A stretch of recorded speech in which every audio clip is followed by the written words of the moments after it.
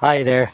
I was on talking on the podcast, the Premier Garden podcast with my friend Anthony Faulkner last night. We were having a short chat about the upcoming events like Bloom, where we're going to be doing a lot of podcasting, talking to the garden designers, looking at the gardens, talking about all things gardening and plants. And Anthony was asking me what plants were really of notice at the moment in the garden. And this is one of the plants which I mentioned and which is really capturing my attention at the moment. And this plant is called Seakale, or its botanical name is Crambe maritima. Now, it's a plant which is native to coastal parts in Ireland and also other parts of Europe, where traditionally the new growths would be piled over with stones to force them in the way that people would do rhubarb, and they would eat the new shoots in springtime. I'm not eating this one. I'm just going to admire its flowers. I think the flowers are absolutely fantastic. The great big clusters of white flowers.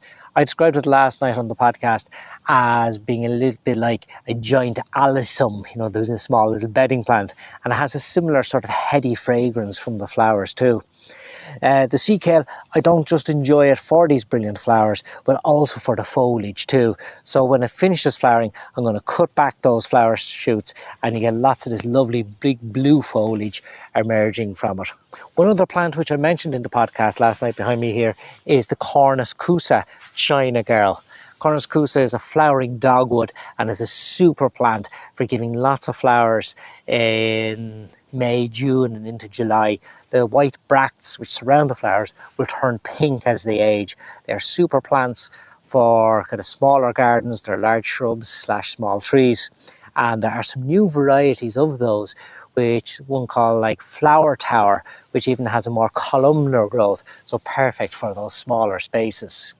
So that's a little bit of update of the few plants in the garden. I hope to see some of you at Bloom. If you do see myself and Anthony there, be sure to drop over and say hi, and we'll be giving you all the lowdown and all the great stuff from the gardens at Bloom next week.